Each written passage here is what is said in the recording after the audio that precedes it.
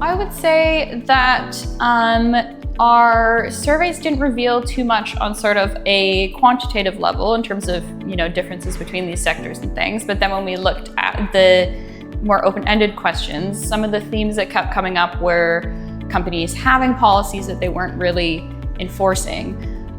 So maybe according to, the rules that were in place at the organization or something, they should be addressing things like sexual harassment or the gender pay gap, but it just wasn't necessarily happening. So kind of the importance of like following through and the importance of like building a culture that's actually responsive to those things, I think is sort of a theme that kept coming up.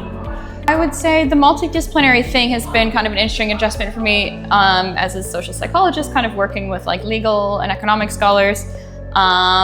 It's kind of shown me that there's like all these different angles that we need to take into consideration when we're looking at these issues, from like mental health components to how it's affecting, economic output, both for, the company and the individual, stuff like that.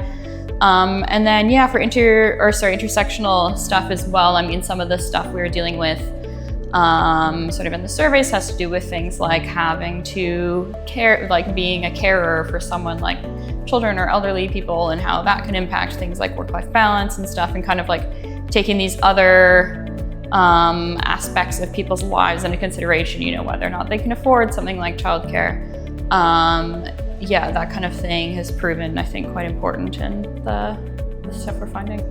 I would say so far, not just assuming that things are a given just because they're kind of, written down in legislation and stuff, like making sure that we're really actively like having conversations and making sure there's follow through on things like the gender pay gap, sexual harassment, work-life balance.